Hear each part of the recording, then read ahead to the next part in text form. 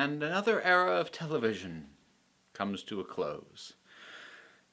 I've done something I don't normally do. I've sort of preliminarily poked around things like Twitter a little bit to get a sense of what the general opinion of this episode seems to be. I haven't looked at other people's reviews, and I haven't gone in depth into what other people are saying precisely, but there seems to be a general air of varying levels of disappointment. And I think probably next week, I'm going to try and put together a more comprehensive look at the show as a whole, and I might dig into that particular aspect. But I do find myself in this moment pondering the notion, has there ever been a TV show based primarily around a mystery? You know, really not just like who killed somebody, but like what's even going on, that didn't ultimately disappoint a whole bunch of people? Seems like those kinds of shows, well, first of all, a lot of them get canceled, but then, you know, the most prominent example seems to be Lost, which, you know, Lost is what happened to the story threads after basically the first season. So it's interesting that even something that was designed to only be one season seems to still be disappointing people a little bit. My own feelings about this are somewhat mixed, and there is a certain amount of disappointment. What I'm trying to parse right now, and as I said, I'll probably tackle in a later video. That'll probably end up being on the Council of Geeks proper instead of the break room. What I'm trying to parse is how much of my disappointment is the show's fault, and how much of it is my own fault. So here's what I mean by that. There's obviously an entire meta aspect to this film in terms of how it was fitting in the MCU overall, but even beyond that, all of the fan theorizing and the cans of worms it appeared to be opening that, spoiler, by the end, actually no, those were just illusory cans of worms. There were no worms at all in those cans, as it turned out. So I don't know if I would be prepared to hold the show itself as a piece of entertainment responsible for meta disappointment, which would be things like, well, Quicksilver is just Ralph Boner. Boner. Something like that. Part of me, on the meta level, is like, okay, look, I'm not entirely sure that was a good move, because if Disney did not own, at this point, the rights to the Fox X-Men, then maybe you could have gotten away with this where we would have seen it and realized, oh, that's a fun, cool little Easter egg. But given that they do own the rights to that, that was kind of a big thing to imply that they were going to do and then just not do it. But at the same time, that's strictly a meta-criticism, and within the show itself, those issues don't really come into play. It's just very clearly, well, he says he's her brother, but something's off. So if you don't know about all the other stuff, it still functions in and of itself. But if you do, it becomes a disappointment. And again, I don't know whether to blame the show itself for meta baggage or not. Possibly, I suspect I'm ultimately going to say, yeah, the show's a little at fault, but I'll probably go lighter on meta baggage and versus other stuff. So I'll try and restrict my thoughts to the episode itself. And as I said, I need to percolate a bit more on a lot of the meta aspects of this thing. But just as a storytelling piece in and of itself, there is definitely some good stuff in here. It smartly zeroes in on Wanda's emotional state. And I think, honestly, the most powerful scenes were her saying goodbye to Vision, or the townspeople snapping to and making it clear to her how much pain they're in, because she had let herself believe that what she'd done to them was of minimal harm. And then to have it made clear by all of them around her that what she's doing is hurting them, that is a powerful moment. And that works quite well. So, linchpinning on that, I support that. the stuff between the two visions worked better than I thought it was going to. I suppose it is a little bit trite to have White Vision be, defeated's the wrong word, but sort of dealt with by basically invoking a fairly old cliche of the give a completely logical being, a paradox, and, watch it basically buffer and start to break down. But it does, in this case, really emphasize what is different about the White Vision versus the Vision that we have been seeing in the show up to this point. So while normally I would have called that a bit of a cliche, in this case it's a cliche that serves a function in terms of distinguishing the two of them, and then also giving relevance to the new Vision once the vision that we've been, color vision, I guess I'll just go with, given that he basically unlocks the memories of White Vision. And I'll be curious to see what they do with White Vision in the future, because it potentially, we'll see, but it potentially opens up a lot of questions about, are we more than the sum of our memories? He may now remember all the things that Hayward didn't want him to remember so that he wouldn't function as more than just an automaton. But will that make him the same person? I mean, obviously not completely, because all the experiences that Vision has been having within Westview, the White Vision hasn't had. But even setting that aside, does he just become what Vision was at the time Thanos killed him? I would hope not, and I'd be inclined to say that there's definitely some stuff to be played with there. All of that said, while a lot of the emotional core is really good in this, it was really disappointing to have this come down to a superhero battle in the sky.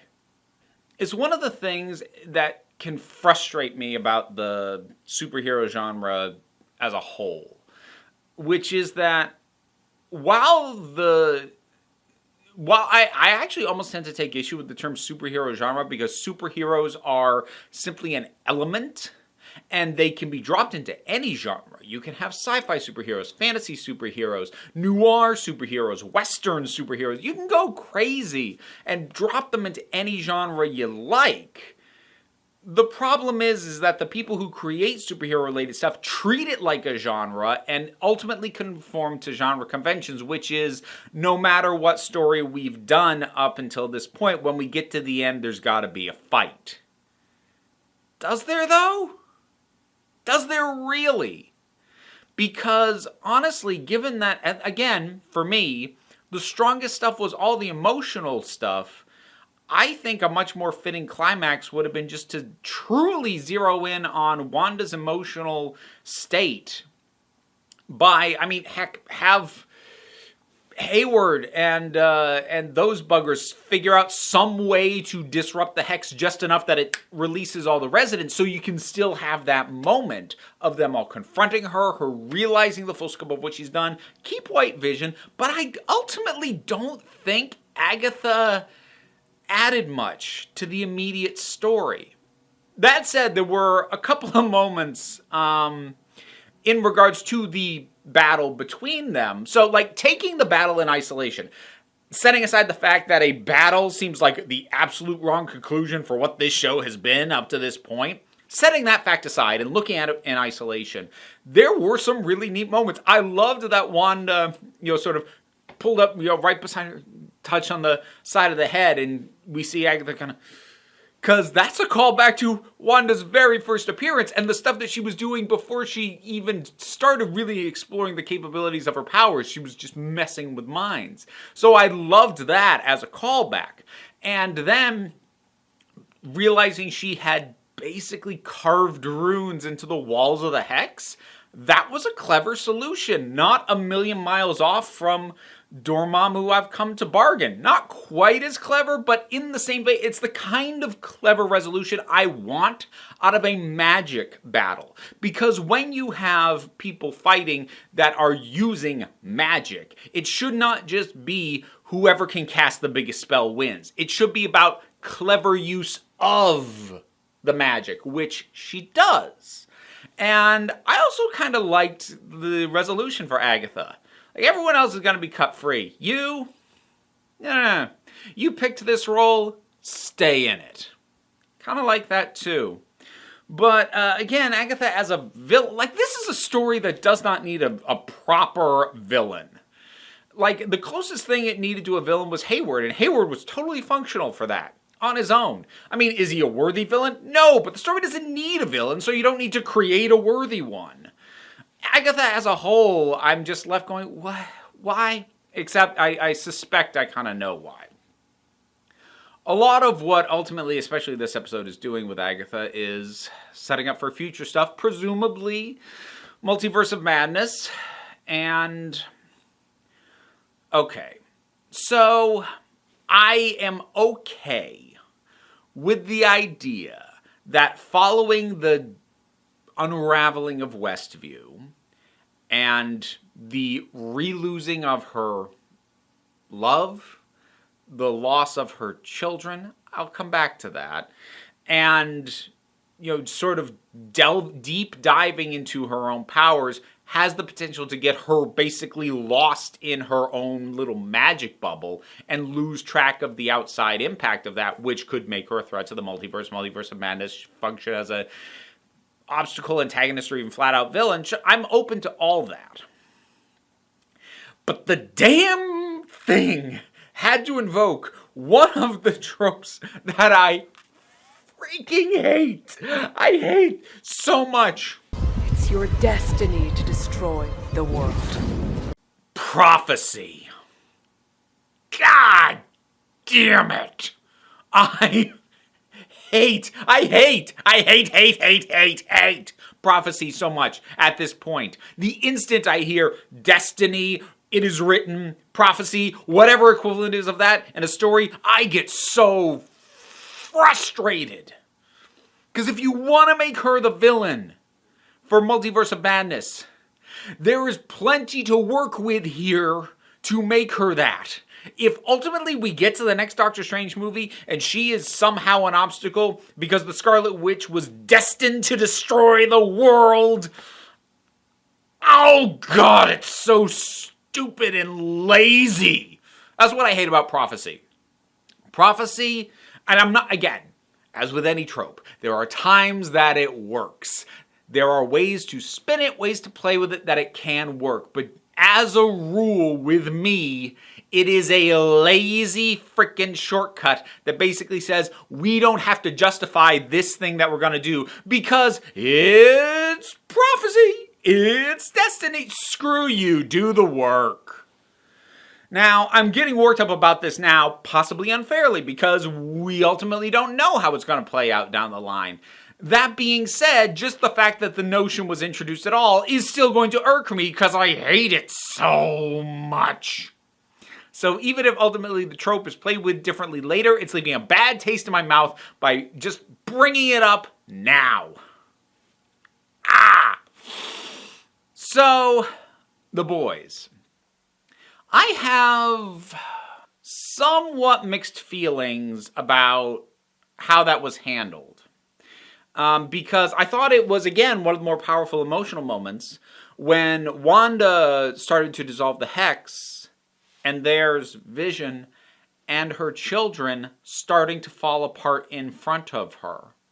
So even though she knew the right thing to do would be to release all these other people who she's harming, that effectively means killing her family. And that's a conundrum. I, for one, don't know if I could do it. And there was a lot of power in that. And having her ultimately resolve to basically just put them to bed and walk away, and that's the last she or anybody will ever see of them again, so far as we know. Again, who knows? But I couldn't help but think of the Doctor Who episode Forest of the Dead, where Donna Noble is trapped in a simulation and she has 2 children. And the way the simulation works is they're basically sustained by her beliefs. So when she starts to suspect that she is in a simulation, her belief in them wavers and they vanish. And she has a meltdown over that. Because even though she started to suspect they weren't real, her love for them still was. And as a parent, on paper, I can get the idea that she is accepting that her time with them was either stolen or borrowed time in the first place. I get it. But as a parent, I'm like, is something just felt off about that and the way that played out. That said, I do really like her line. Thanks for choosing me to be your mom. I did like that. I liked that a lot as an isolated moment. But the overall vibe of the thing, I think it was just in an effort to basically not properly recognize the full tragedy of what the heck it is she has to do. Which is weird to me because it was grappling with that tragedy much more directly earlier in the same episode, as I said, when she started to dissolve the hex. So, yeah, it's a little weird. It's a little weird for me. Maybe it works better for other people, I don't know. Paul Bettany does great work. Elizabeth Olsen does great work. Everybody does great work. The post-credit stuff, so we get a Skrull drop, and linking that to Monica, not too much a shock. We know Secret Invasion is the thing that's happening down the line. I suspect the friend that the Skrull mentions is going to end up being Nick Fury, so Monica will probably get tied up into Secret Invasion. My concern, well, I say concern, but again, I think something to keep in mind. If this feeds into Secret Invasion, which is going to be a Disney Plus thing, I am starting to, well, basically be validated on what I've said before.